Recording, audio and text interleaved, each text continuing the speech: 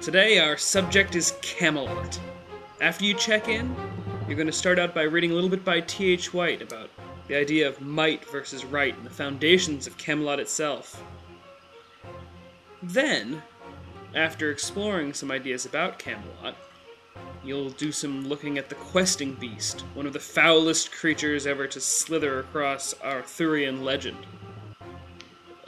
Unless, of course, it isn't. Then we'll be taking a look at Camelot the Musical, based on T.H. White's The Once and Future King. The play was so popular that it inspired JFK's presidency. Unfortunately, Miss Emmerich wouldn't do it this year. Anyway, then you'll look at what may or may not have been the real sites to Camelot. There are a couple of activities that you'll be doing today that I hope you find enjoyable, including one in which you'll research the Knight of the Round Table who seems most interesting to you.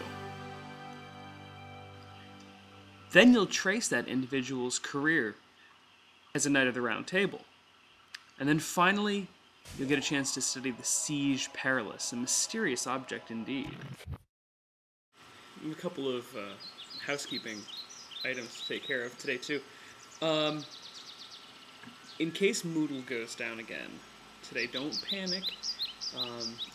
Just know that I'll try and see what I can do as quickly as possible, but if I can't do anything about it, I will email the whole group of what we're going to be working on tomorrow to you, so that you can do it that way. Moodle ended up coming back up very quickly after we all kind of gave up on it today, but that's okay. I won't hold that against anyone. Don't worry about it. We'll work things out based on that.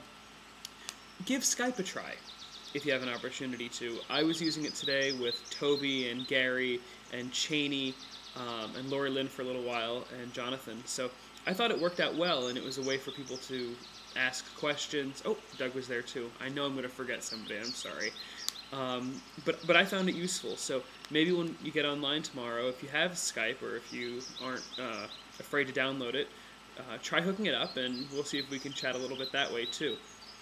And when it comes to your assignments, don't forget to read, then upload the writing assignment. This is for the longer one. Upload the writing assignment. Then copy and paste it into the forum. That way you can read each other's works and comment on them the way that I ask you to in the syllabus. I know, Sammy, that you had asked me a little bit about this, so this is sort of the way that Miss Baker and I have decided to address it. It may not be the way that Dr. Brown had done it in your class, but it's kind of the best that I can do. Oh, there's an important aspect to the Arthurian legend that I hope you're starting to pick up on. The Arthurian legend is going to be different depending on who the person telling it is and who the person hearing it is. Now, Toby's going to say that that's true with all literature, and I think that that's true, but I want you to remember that the Arthurian legend that you're getting in this course is the legend that I'm telling you. In a lot of ways, I'm kind of taking you through the legend the way that it makes sense to me. There are hundreds and hundreds of books about King Arthur, and I cannot encourage you enough to go out and find some more. I've tried to list them in different places throughout the week, but I can't do it all. And if you find that you're interested in a particular topic, just drop me an email and I'll try and find some more works that can lead you in a particular direction. I've been trying to get everyone to answer the question of why Arthur needed a new sword after he already had the sword in the stone. Well, the reality is that, according to legend, he broke the sword from the stone when he struck Lancelot in a joust out of anger, which is why he needed the new sword from the Lady of the Lake. Sean asks the excellent question of why, if King Arthur was the son of King Uther, did he go and live with Sir Ector and allow himself to be treated like a second-class citizen? Well, the reality is that Uther and Merlin knew that young King Arthur would be the target of assassination attempts if he remained in Tintagel with his mother. And so, in the middle of the night, Merlin secreted him away to Sir Ector's fortress, which has been alternately identified in a number of places, just like everything else with King Arthur. Here, Merlin was able to teach the young king in privacy and in secrecy, keeping him safe, and keeping him modest, too. Not necessarily brought up to be a king, but brought up to be a good, hard-working young person.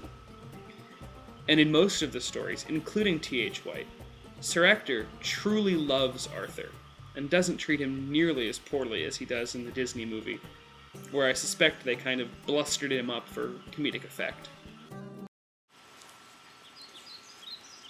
I've decided against my better judgment that I would read you a passage from Bernard Cornwell's book, The Enemy of God. Now, some of you who've taken utopian literature will have read this book, and some of you will read it later, so I'm only going to read a passage from it. But in this, the narrator Dervell, who is one of the only historical figures that we can actually tie to a historical King Arthur, describes Camelot. What followed were the glorious years. Igraine, who listens to the poets too much, calls them Camelot. We did not. They were the years of Arthur's best rule, the years when he shaped a country to his wishes, and the years in which Dumnonia most closely matched his ideal of a nation at peace with itself and with its neighbors. But it is only by looking back that those years seem so much better than they were. And that's because the years that followed were so much worse. To hear the tales told at nighttime hearths, you would think we had made a whole new country in Britain, named it Camelot and peopled it with shining heroes, but the truth is that we simply ruled Dumnonia as best we could. We ruled it justly, and we never called it Camelot. I didn't even know the name till 2 years ago. Camelot exists only in the poet's dreams, while in our Dumnonia, even in those good years, the harvests still failed, the plagues still ravaged, and wars were still fought. And as for me, and the question of whether or not I'm going to someday grow up to be our favorite wizard Merlin from T.H. White's The Once and Future King, I think that my actions speak for themselves, and I think if you look at the clues, you'll know just who I really am. But more importantly, think about who else in our community might have that potential. This has been a Weeblehage production. Meow.